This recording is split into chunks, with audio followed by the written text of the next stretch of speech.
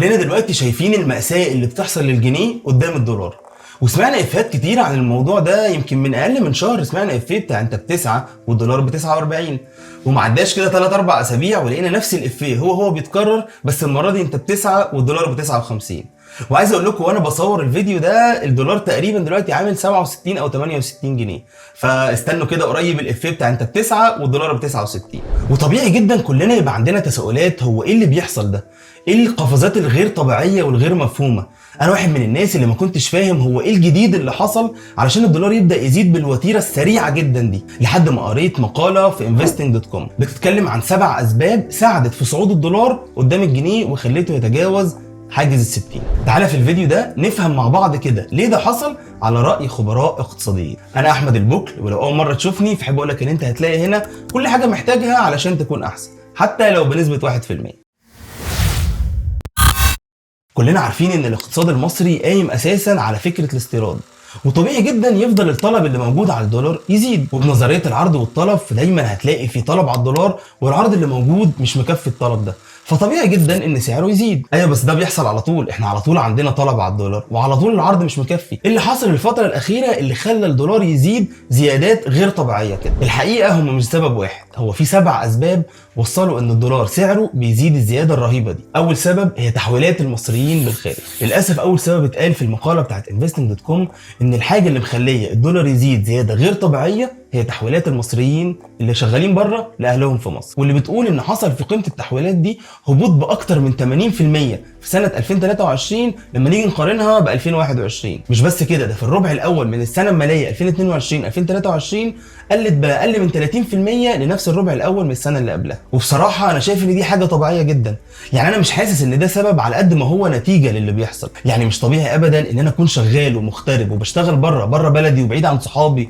وبعيد عن اهلي، ولما اجي احول الفلوس احولهم بنص الثمن اللي ممكن احوله لهم بيه لو حولتها لهم بسعر السوق السوداء. وشايف ممكن يكون التحويلات اللي بره دي ساعدت بصوره كبيره ان الدولار يزيد، لان العرض بتاع الدولار نفسه قل كمان عن المعدلات الطبيعيه. بس في الاخر ما نقدرش نلوم على الناس ان هم بيحاولوا على قد ما يقدروا يوفروا حياه كويسه ليهم ولاهلهم. تاني سبب هو الصراع اللي موجود في المنطقه اللي حوالينا، والصراع ده للاسف هو طايلنا بصوره او باخرى.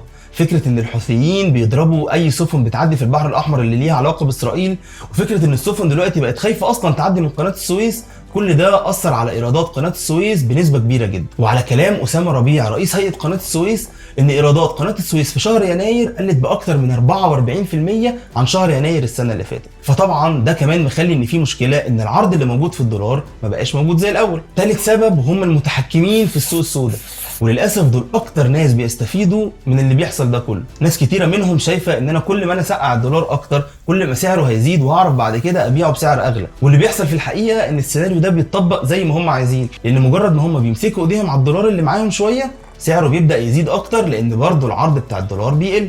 رابع سبب بالمقاله بتاعت investing.com ذكرته، هو انا الحقيقه مش فاهم هو ده حاجه كويسه ولا حاجه وحشه، بس هي فكره الحملات اللي الحكومه بتعملها ضد تجار السوق السوداء. الحملات اللي الحكومه بتعملها بتقلل من مزاولات الناس دي في البلد، وبالتالي هم اللي معاهم الدولار، فالدولار المعروض بتاعه بيقل. لازم يكون في خطه بديله ان الدولارات اللي مع الناس دي تكون متوفره في السوق بصوره اسهل من اللي هم بيعملوه. بس في الاخر النتيجه ان الحملات اللي بتتعمل دي بتوقف فعلا الناس ان هم يبتدوا يبيعوا دولار في السوق السوداء، فمعروض الدولار بيقل والاحتياج زي ما هو موجود، فبيبدا الدولار سعره يزيد كمان. خامس سبب وهو صندوق النقد الدولي. سواء اتفقت او اختلفت من فكره ان احنا اصلا ناخد فلوس من صندوق النقد الدولي، بس الحقيقه ان احنا ما خدناش اي دفعه من الدفعات المتاجله بقالنا اكتر من سنه. وطبعا بغض النظر عن ارائنا الشخصيه، هي فكره دخول الدفعات المتاجله دي للسوق المصري هيساعد كتير جدا ان الدولار نفسه يبقى متوفر بصوره اكبر من كده. طبعا كلنا عارفين ان صندوق النقد الدولي عنده طلبات معينه الحكومه المصريه مش قادره تلبيها علشان تاخد القرض، ففي الاخر انت لا منك استفدت من القرض ولا منك استفدت ان انت ما خدتش القرض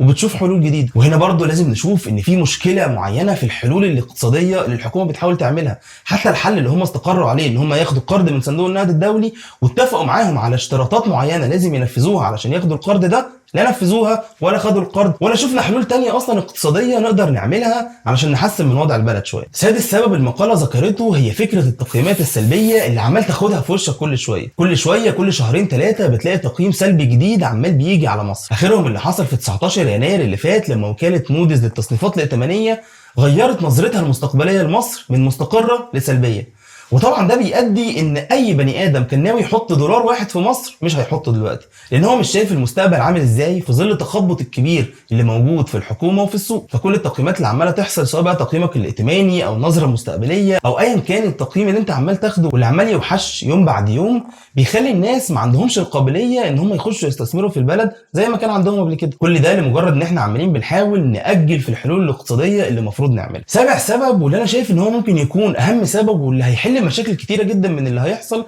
ان مفيش اي بيان رسمي ظهر من الحكومه ازاي هنحل المشكله اللي احنا فيها دي. مع ان في الحقيقه الحكومه طلعت وثيقه قريب بتاعه التوجهات الاستراتيجيه اللي ازاي هيحلوا المشاكل الاقتصاديه بتاعه مصر في ال6 سنين اللي جايه. وبصراحه الوثيقه دي صعب جدا ان احنا نتكلم عليها في الفيديو بتاع النهارده، فلو انتوا عايزين اكتبوا لي كده تحت في الكومنتس لو حابين ان احنا نفصص الوثيقه دي ونشوف ايه التوجهات الاقتصاديه اللي الدوله عايزه تعملها. وبالمره كمان قولوا لي اذا كنتوا شايفين ان الحكومه المصريه قادره فعلا تحل المشاكل الاقتصاديه الكتيره جدا اللي احنا بنواجهها دلوقتي، وتحل ازمه الدولار اللي عمال يزيد ومحدش عارف هو رايح على فين، ولا هنفضل ناجل الحلول زي كل مره لغايه ما ربنا يسهل. وطبعا اتمنى ان الازمه دي تعدي على خير، لان هي في الاخر طايلانا كلنا. بس كده، ما تنساش تعمل لايك وسبسكرايب وتشوف الفيديو ده علشان تعرف ازاي تحافظ على فلوسك في ظل الظروف الصعبة اللي احنا عايشين فيها.